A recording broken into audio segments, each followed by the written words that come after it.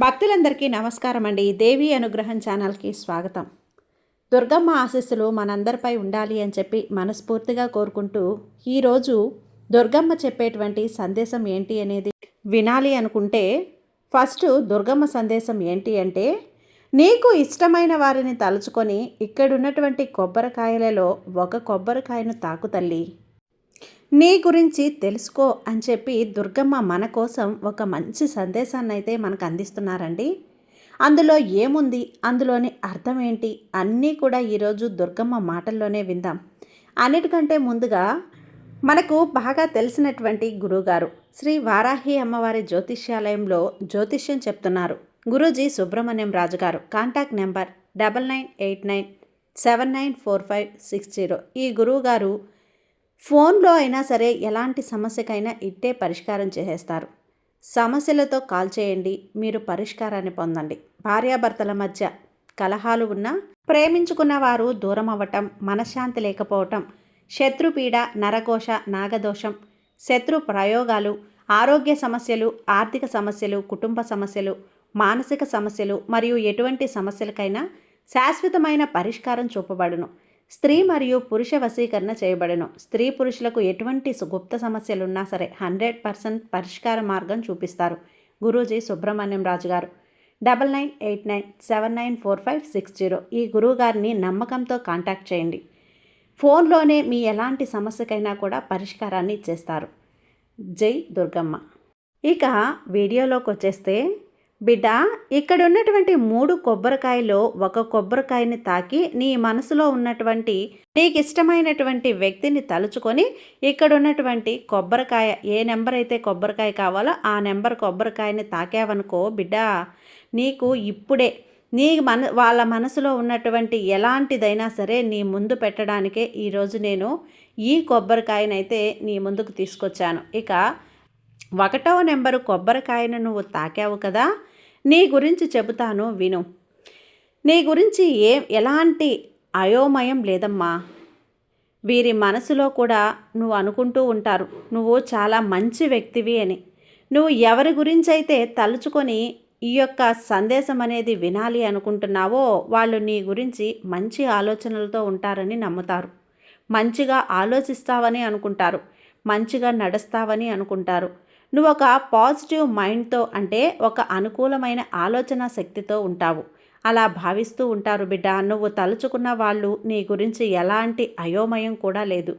నీకు ఆనందంగా ఉండటం ఇష్టం, ఆనందంగా స్నేహితులతో సమయం గడపటం ఇష్టం. నువ్వు చాలా చాలా ఒక ప్రాక్టికల్గా ఉండే వ్యక్తివి కూడా. ఊహల్లో, కలలో బ్రతకడం కాదు, నిజ జీవితంలో బ్రతకడం నువ్వు చాలా ఇష్టపడతావు. ఏదైనా అనుకున్నది అనుకున్నట్లుగా దాన్ని చేసి చూపించడంలో ముందుంటావు బిడ్డ. కాబట్టి నువ్వు అనుకున్న వ్యక్తి నిన్ను చాలా ఆత్మవిశ్వాసంతో ఉన్న వ్యక్తిగా నిన్ను చూస్తున్నాడు. ఇక వాళ్ళు నీ గురించి ఇంకా ఏం ఆలోచిస్తున్నారో తెలుసా? ఈ వ్యక్తి నీ గురించి ఒక అభిప్రాయం కూడా ఊహించుకుంటున్నారు. నువ్వు పూర్తిగా తనలాంటి వ్యక్తివేనని, సరిగ్గా చెప్పాలంటే నిన్ను చూసినప్పుడు తనను తాను చూసుకున్నట్లుగా అనిపిస్తుంది అని. నా జీవితంలో, వీళ్ళ జీవితంలో కూడా నాకు చాలా విషయాలు ఒకేలా నాకు జరుగుతూ ఉన్నాయి. ఉదాహరణకు, నువ్వు మోసపోయినట్లే నేను మోసపోయాను.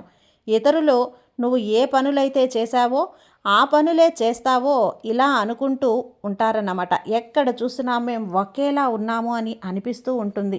ఇతరుల కోసం మీరు ఎంత చేసినా కూడా మీకు అది కూడా రాలేదనుకుంటూ ఉంటారు. అంటే మీరు చేసింది బదులు అక్కడ ఏమీ రాలేదని కూడా వాళ్ళు అర్థం చేసుకుంటున్నారమ్మా. ప్రతి వ్యక్తి లైఫ్లో కూడా ఒక బాధ అనేది ఖచ్చితంగా ఉంటుంది. ఆ బాధ గురించి ఎప్పుడూ కూడా మాట్లాడతారు. కానీ నువ్వు మాత్రం నీ బాధల్ని పూర్తిగా మర్చిపోయి మంచి లైఫ్ గడపాలని ఆలోచిస్తున్నావు చూడు. నువ్వు ఒంటరిగా ఉన్నా లోపల మాత్రం చాలానే బాధపడుతూ ఉన్నావు. పైకి నవ్వుతూ కనిపిస్తావు, ఆ ముఖంలో బాధ బయటికి కనపడనివ్వకుండా ఉంటావని అనుకుంటున్నారు. నీ గతమంతా కూడా మంచిది కాదు. నీ జీవితంలో విషయాలంతా బాగలేవు. అయినా కూడా నువ్వు ఎక్కువగా ఎవరికి కూడా కంప్లైంట్ చేయవు. నీ విషయాన్ని వాళ్ళు గమనించారమ్మా. నువ్వు పూర్తిగా తనలాంటి వ్యక్తివే. ఇక్కడ చూడు బిడ్డ, ప్రేమ అని కూడా చెప్పను, కానీ ఒక చాలా ఇష్టమైన ప్రేమ, ఇష్టమైన స్నేహం కనిపిస్తుంది, ఆప్యాయత కనిపిస్తుంది, అనురాగం, అభిమానం, ఇవన్నీ కూడా ఇలా నీ గురించి ఆలోచించినప్పుడు అరే ఈ వ్యక్తి నాలాంటి వారే అలాగే ఉన్నారు అనుకుంటూ ఉంటారమ్మా. నువ్వు తనలాంటి వ్యక్తివని అలా గ్రహించినప్పుడు నేను మోసం చేసినట్లు, నన్ను మోసం చేసినట్లు ఎవరిని నేను మోసం చేయలేదు కదా, మీరు కూడా అంతే ఎవరిని మోసం చేయలేదని అనుకుంటూ ఉంటారు. అంటే నీ ఊరటంతా కూడా నీ ఊరంతా తిరగడం కానీ ఎలా పడితే అలా తిరగడం ఇష్టం ఉండదు. కానీ ఎక్కడికి వెళ్ళాలి అంటే అక్కడికి ఇష్టపడతావు. కానీ పుణ్యతీర్థమైన ప్రశాంతంగా ఉన్న చోటుకైనా నువ్వు ఎక్కువగా వెళ్ళటానికి ఇష్టపడతానని వాళ్ళు కూడా గమనించారు. ఈ సమయంలో నువ్వు ప్రేమకి అంతగా ప్రాధాన్యత అనేది ఇవ్వవు. ఎందుకో తెలుసా? గతంలో నీ ప్రేమ జీవితం అంతా బాగలేదు కాబట్టి ఈ విషయాన్ని వాళ్ళతో నువ్వు పంచుకొని ఉండకపోవచ్చు. అయినా సరే వాళ్ళు నిన్ను చూసినప్పుడల్లా ఈ వ్యక్తి నాలాంటి వ్యక్తి అనే ఒక ఆలోచనలో ఉన్నారు. నాలానే ఉన్నారు అనుకుంటూ ఉన్నారు. నీ ప్రతిబింబంలాగా ఉన్నారు అని అనుకుంటూ ఉన్నారు. అంటే నువ్వు కోరుకున్న వ్యక్తి నీ గురించి అయితే చాలా గొప్పగా అనుకుంటున్నారు. చాలా చాలా గొప్పగా ఆలోచిస్తున్నాడు. ఎందుకంటే నా జీవితంలో నేను ఎలా అయితే ఉన్నానో, నా జీవితంలో ఎలాంటి సంఘటనలు అయితే నాకు ఎదుర్కొన్నానో అలాగే వీరి జీవితంలో కూడా జరిగాయి అని చెప్పి ఒక రకంగా చూస్తే నేను నువ్వు నా జీవితం నీ జీవితం ఒకటే అని కూడా వాళ్ళు అభిప్రాయపడ్డారు. అందుకే నీ మీద ఒక అభిప్రాయం, తెలియని అభిమానం, నిజమైన అభిమానం అనేది నీ మనసులో ఉన్న కోరుకున్న వ్యక్తి నీ గురించి అనుకుంటున్నారు బిడ్డ. ఇంకా ఒకటో కొబ్బరికాయ తాకిన వారికి దుర్గమ్మ ఇచ్చినటువంటి సందేశం మీకోసం వారు ఏ విధంగా తీసుకొచ్చారు అనేది కూడా వాస్తవానికి నీ కుటుంబానికి చాలా విలువ ఇస్తారని చెప్పి నువ్వు తలుచుకున్న వ్యక్తి నీ కుటుంబంలో వ్యక్తి కాబట్టే నీ ప్రేమ, అభిమానం, నువ్వంటే ఎంతో ప్రీతికరమైనటువంటి అభిప్రాయం అది నువ్వు తలుచుకున్న వ్యక్తికి ఉంటుందే. కానీ నీ తల్లి కావచ్చు, నీ తండ్రి కావచ్చు, నీ అన్నదమ్ముడు, నీ ఇంట్లో వారు ఎవరైనా కావచ్చు, వారికి నువ్వంటే ఎంత ప్రేమో నీకు కూడా వారంటే కూడా అంతే ప్రేమ. కానీ నీ మనసులో ఒక అనుమానం అనేది ఎదజల్లింది. నేనిష్టపడిన వ్యక్తిని ఎవరైనా సరే నా గురించి నేనిష్టపడిన వ్యక్తిని తెలుసుకుంటే నాకు వారు దగ్గర చేస్తారా? నా కుటుంబం ఒప్పుకుంటుందా? నా ఇంట్లో ఉన్న ఆ వ్యక్తి ఒప్పుకుంటారా అని నువ్వు చాలా చాలా బాధపడుతున్నావు, భయపడుతున్నావు కూడా. కానీ ఒక విషయం గుర్తుంచుకో, నువ్వు ఎవరైతే తలుచుకున్నావో వారు నీ కుటుంబ సభ్యులు. వారు నీ గురించి ఎలా అనుకుంటూ ఉంటారు అంటే నా యొక్క కుటుంబ సభ్యురాలైన, నా కుటుంబ సభ్యులైన ఆ వ్యక్తి, నా ఇంట్లో వ్యక్తి, నా బిడ్డ కావచ్చు, నా యొక్క చెల్లి కావచ్చు, ఎవరైనా సరే వాళ్ళు నీ గురించి ఏమనుకుంటూ ఉంటారు అంటే నా చెల్లి కానీ, నా కూతురు కానీ ఎంతో కుటుంబానికి విలువనిచ్చే వ్యక్తి, ఎప్పుడు కూడా మా మాట కాదని ఏదీ చెయ్యదు అని, మా మాట కాదని ఎప్పటికీ కూడా ఒక నిర్ణయం అనేది కూడా తీసుకోదు అని చెప్పి మాకు బాగా తెలుసు. మాకు ఎంత విలువిస్తుందో ఖచ్చితంగా మేము కళ్ళు మూసుకొని నమ్మొచ్చు. మా ఇంట్లో వ్యక్తి కాబట్టి వాళ్ళు నీ గురించి ఎంతగానో నమ్మకంగా ఉన్నారు బిడ్డ. ఆ నమ్మకాన్ని నువ్వు ఎప్పుడూ పోగొట్టుకోకు. ఏదైనా కారణాల వల్ల బెడ్స్ కొట్టింది అంటే ఆ కారణాల వల్ల మితిమీరిన ఏదైనా కారణాల వల్ల నువ్వు వారి నమ్మకాన్ని కోల్పోయావు అనుకో, చాలా బాధపడతావు. వాళ్ళు నా ఆశ్చర్యంలో ప్రాణాలు కోల్పోయే అవకాశం కూడా ఉంది. కాబట్టి నిన్ను దూరం పెట్టే ఒక అవకాశం కూడా ఉంది. వారికి అనారోగ్య సమస్యలు వచ్చే ఒక అవకాశం కూడా ఉంది. కాబట్టి నువ్వు ఎప్పుడూ కూడా నీ కుటుంబంలో ఉన్న వ్యక్తికి దూరంగా, వ్యతిరేకంగా ఎప్పుడూ చెయ్యకు, దూరంగా ఎప్పుడూ వెళ్ళకు. నిన్ను ఏదైనా సరే వాళ్ళు ఒక వ్యక్తి ఇష్టమైన ఆ వ్యక్తితో నువ్వు సంతోషంగా గడపాలి అన్నా, భాగస్వామ్యంగా పెళ్లి చేసుకొని ఉండాలి అన్నా కూడా ఖచ్చితంగా నీ కుటుంబ సభ్యులైన నీ మనసులో ఉన్నటువంటి ఆ వ్యక్తికి నచ్చి ఒప్పించే అప్పుడు నువ్వు భాగస్వామిగా తెచ్చుకో. అప్పుడే నీ కుటుంబ సభ్యులు నీవు భాగస్వామిగా తెచ్చుకోవాలనుకున్న వ్యక్తి అందరూ కూడా సంతోషంగా ఉండవచ్చు. నువ్వు బిడ్డవు కావచ్చు తల్లి, కానీ కూతురు కావచ్చు, ఎవరైనా సరే ఖచ్చితంగా నీ కుటుంబ సభ్యులకు వ్యతిరేకంగా మాత్రం ఎప్పుడూ చేయొద్దు. ఎందుకంటే నీ మీద నీ కుటుంబ సభ్యులు అంతగా ప్రేమ అనేది పెంచుకొని ఉన్నారు. ఎటువంటి అనుమానం లేకుండా వారు చాలా మనసు కృంగిపోతారు తల్లి. నిన్ను దూరం చేసుకుంటారా, వారు దూరం అవుతారా అనేది పక్కన పెడితే వారి మనసు అనేది నీ మీద విరిగిపోతుంది.